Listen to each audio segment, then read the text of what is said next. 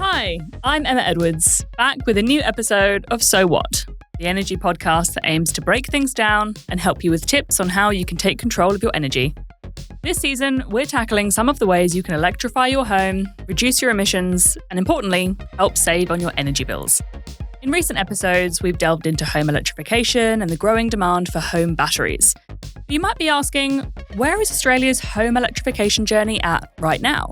And so what does the future hold? Here to help me unpack that today is one of Australia's leading home electrification experts, SolarQuotes founder Finn Peacock. Finn, welcome to the podcast. Thank you very much.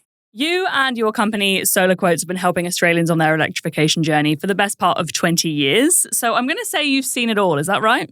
Pretty much, yeah, I reckon. The highs and the lows, the good and the bad. What are some of those highs and lows? Well, so it started with I think it was the $8,000 solar rebate, which was part of the renewable energy target, which was introduced by John Howard, if I remember right. And that was, the government would give you $8,000 to put a massive 1 kilowatt of solar panels on your roof. And that was good, except it wasn't particularly well thought through. And as normally happens with rebates, as we've just seen again recently with the battery rebate, the market is always one step ahead of the government. So to cut a long story short, some savvy entrepreneurs realized they could sell really cheap, nasty 1 kilowatt solar systems and give consumers a $500 Maya voucher. So essentially bribing people to take the solar systems. Better than free. And we ended up with a whole load of horrible 1 kilowatt solar systems on roofs, a lot of which didn't last very long. Right. So that's, 17 years later, we're seeing not quite as bad, but almost a similar thing happened with the battery rebate. The battery rebate is great if you do it properly. But again, the market has outsmarted the government somewhat, and they've realized they can sell very cheap batteries for less than the cost of the rebate. So that means they're often selling almost 50 kilowatt hours of battery for the same price as 5, as long as you don't mind really cheap hardware and a very rushed, often poor quality install and no customer service. So but on the other side of the coin, the rebates, the solar panel rebate particularly, is what has made Australia the most successful residential solar market in the world. So it's 6, 7 swings and roundabouts. So SolarQuotes sort of exists to provide that level of trust that sort of eroded within the industry, would you say? Yeah, well, it started, I was working for CSIRO when the $8,000 rebate came out. We were getting a lot of calls from the public who, they don't know who to ask about a technical thing, pick up the phone and ask for CSIRO. And they just didn't know. They wanted to put solar on their roofs, but, especially 17, 18 years ago, they didn't know who to trust, what panels were good, what they should ask for or anything. And so I could see those calls coming in, and that's basically, and I wasn't really enjoying working for the government. So I left CSIRO and put my head down and created a website and tried to answer all those questions, and also tried to connect people with installers that I'd done some vetting on as an electrical engineer. Mm-hmm. I like to think I could probably do a better job of vetting than, Joe Bloggs who's looking for solar. When it comes to home electrification, where is Australia at? What are you seeing in the industry when it comes to that sort of home battery rebate as well? Maybe how is that impacting customers? Well, we're absolutely, it's been a wild success. Like, Australia leads the world in terms of the amount of solar installed per capita. So it's been an amazing success. And we're on the way with batteries, with the caveat that I am worried about some of these really cheap systems going in. We are leading the world in battery uptake, and it's absolutely rocketed since last June when the government introduced the battery rebate. So, Australia's way ahead of the curve in terms of home electrifications. That's solar batteries. And we've always been we've always had a lot of air conditioners for obvious reasons. And most of those have been air conditioners that can heat as well as cool. Although, surprisingly, a lot of people who have air conditioners often don't realize that they reverse cycle and they can heat. But where the rest of the world just seems to be waking up to heat pumps. Well, certainly the UK, where I'm originally from, is just waking up to heat pumps where we've been using them for forever. We have a lot of homes on gas. We're pushing people to convert from gas heating to using their air conditioners to heat their houses. We're doing really well. Heat pump hot water is growing very fast. That's probably the most efficient way to heat your water. Unless you're kind of north of Brisbane, then it's slightly more efficient to put a solar hot water collector on your roof.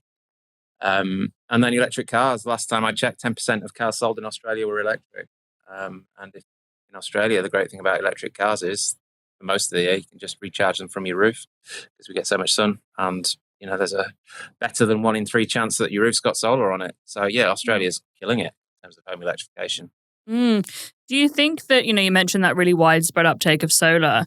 Do you think there's more demand still to come, or do you feel like in the absence of those, really generous rebates that we saw really early on, do you think it's slowing down as a result of that? So solar feed-in tariffs are on the way to zero. That's just a supply and demand thing. There's so much solar getting pumped into the grid in the middle of the day that the value of it's approaching zero. So that is a disincentive for people to buy solar. People used to get a nice 10, 20 cent feed-in tariff and then use that to cover their electricity bill at night. On the flip side, we're starting to get really high evening feed-in tariffs, which is the feed-in tariff after the sun goes down, which obviously you can only take advantage of if you've got a battery. Now, the government, in its wisdom, is mandating retailers like Origin to offer 3 free hours of power in the middle of the day from June on at least one plan. So I suspect in the short term that is going to reduce the demand for solar panels because people are going to think, hey, why do I have to generate my own power when I can pull it from the grid for free for 3 hours? But I also think that people will soon realize that 3 hours is, 3 hours out of 24 isn't a particularly long time period to get all your energy into a battery. And it's, Aussies like to be independent, and there's nothing better than generating your own electricity 8 hours a day. And it also means you have a lot more options as to what tariffs you can choose. You're not forced to choose the one with the 3 free hours of energy. So I think there's going to be a short-term dip in demand for solar, but I think as people realize that there's nothing better than generating your own electricity and the control, the savings that gives you, it'll pick back up again. Is it that independence you think that is the kind of core driver of solar, being independent from, not having to worry about power outages and not having to worry about over demand on the grid and that sort of thing? Is it that kind of freedom from that and that sort of future thinking in terms of the climate? Is that sort of the big thing, do you think? Oh, I wish it was climate. Unfortunately, it's not. I mean, I got into solar because of climate. I'm a raging greenie. You see the bikes on the wall behind me. And initially I thought people would install solar, out of a sense of environmental, doing environmental good. Now, don't get me wrong, a small minority of people do it for that reason. But for most people, that's just a bonus. Most people are installing solar to get their electricity bills down, which they do a very good job of because you generally don't pull from the grid during the day. And then they realized, and then they really enjoyed that sense of independence as well. Instead of just being a passive consumer and getting a bill every quarter, they had some control over how big that bill was going to be. Then that becomes addictive. So now people are getting batteries and they can take control of their the electricity use after the sun goes down. So yeah, it starts with saving money and then it evolves into enjoying the independence. And the environmental stuff is for most people, in my experience, is an added bonus. With home batteries, that sort of increasing demand, can the industry keep up with that demand? Yeah, absolutely. Yeah, the battery supply chains are incredible. The amount of batteries they can pump out, especially with the growth of the EV market. Yeah, there's no shortage of batteries in the market. So, I mean, the advice is different for everyone in every situation, and a lot of things go into it. A lot of factors go into the decision to go down the path of solar. But if you own your home and you don't have solar, black and white question, should you get solar? And where would a battery or other technologies kind of fit into that decision? Yeah, almost certainly. I mean, you can get a quote and you can see what the payback's going to be, but what you'll find is get a solar and battery now with the solar and battery rebate. For many people, they will have a sub 10-year payback. So if they're happy with that, that means, you know, after 10 years, sometimes in way less than 10 years, depending on your situation, you've got a system on your home that can generate most of your electricity. And, if you've got a big battery, even earn a bit of money on the side, which is paid off in under 10 years. So, the solar panels are warranted 25 years. The batteries are only generally warranted for 10, some are 15, but a good battery should, touch wood, last 20 years, albeit, with a little bit degraded capacity. So, yeah, I think if you've got a roof and you own your own home, definitely worth looking into it. I think you'll be pleasantly surprised at the payback. You've been advising Australians on this stuff for 2 decades. What do you think now in 2026? What is the most important piece of advice for Australians on an electrification journey? It's to do a little bit of research, or if you don't do a little bit of, that's it. If you're not the kind of person that wants to spend hours researching the internet, that's cool. But at least spend 10 minutes talking to a good installer. That's all you need. Telling them, what you want from your system. Let them have a look at your hourly electricity usage so they can see how much you use during the day, how much you use at night. They'll ask you they know all the right questions to ask. Do you want backup with your battery? They'll have a look at your roof, tell you how much solar you can fit on there. It's absolutely worth finding a good installer.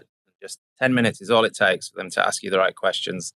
And then you're much, much more likely to get a system you're happy with compared to going on the internet, looking through a catalogue of solar systems, saying, oh, yeah, I'll get that 10 kilowatt system and that 20 kilowatt hour battery for, 79999. And then gets installed on your house. It probably hasn't got backup.